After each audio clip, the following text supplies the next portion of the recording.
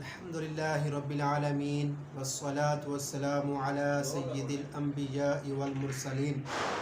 أما بعد فأعوذ بالله من الشيطان الرجيم بسم الله الرحمن الرحيم وأما بنعمة ربك فحدث آمنت بالله صدق الله العظيم وصدق رسوله النبي الكريم الأمين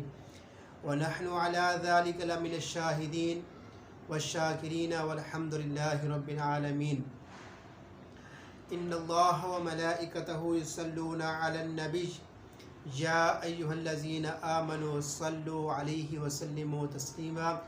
اللهم صل على سيدنا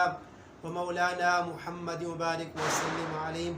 صلاة وسلام عليك يا سيدي يا رسول الله صلی اللہ علیہ وسلم۔ تمام عالم اسلام کو اور بالخصوص تمام پاکستان کو 14 اگست بہت بہت مبارک ہو۔ پاکستان در حقیقت ہمارا ایک اپنا گھر ہے، اپنا پیارا وطن عزیز ہے، اور یہ وہ وطن عزیز ہے کہ اس کا نام اسلامی جمہوریہ پاکستان ہے، اور یہ وطن عزیز اسلامی جمہوریہ پاکستان 14 اگست 1947 کو یہ آزاد ہوا۔ اللہ تبارک و تعالی نے ہم تمام پاکستانیوں کو اس نعمت سے مالا مال فرمایا۔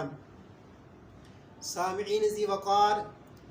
یہ وطن عزیز ہمارا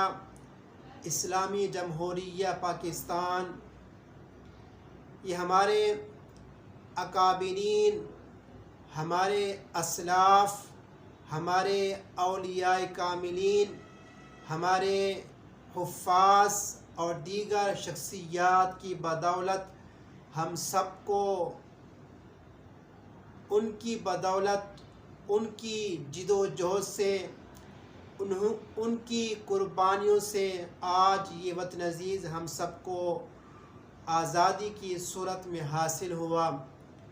اور آزادی کی قیمت کیا ہوتی ہے، آزادی کی اہمیت کیا ہوتا ہے، یہ سب اس شخص سے پوچھا جا سکتا ہے کہ جو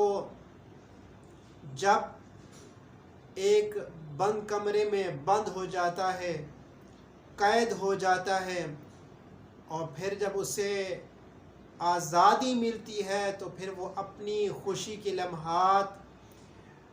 الفاظ میں بیان نہیں کر سکتا، نہ کسی کو بتا سکتا ہے۔ یہ وطن عزیز ہمارا اپنا ملک ہے، اپنا گھر ہے۔ ہمارے ہاں جب کوئی شخص پاکستان کے کسی بھی کونے میں اگر کوئی اپنا گھر بناتا ہے، پلاٹ خریدتا ہے، تو اس کے دل میں جو خوشی ہوتی ہے، جو راحت ہوتی ہے،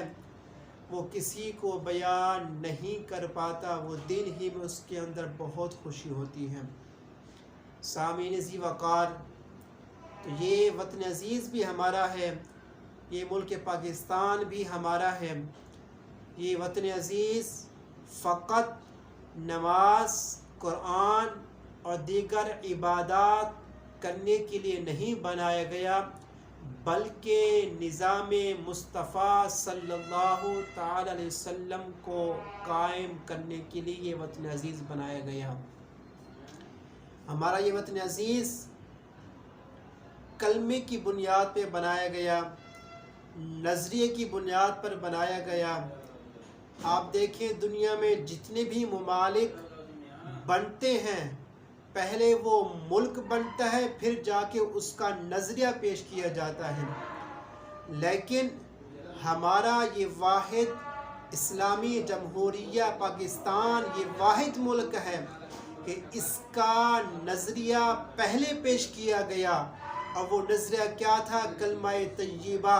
کلمہ طیبہ لا الہ الا اللہ،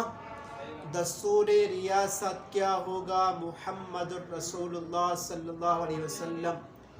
یہ ہمارا وطن عزیز کلمے کی بنیاد پر بنایا گیا،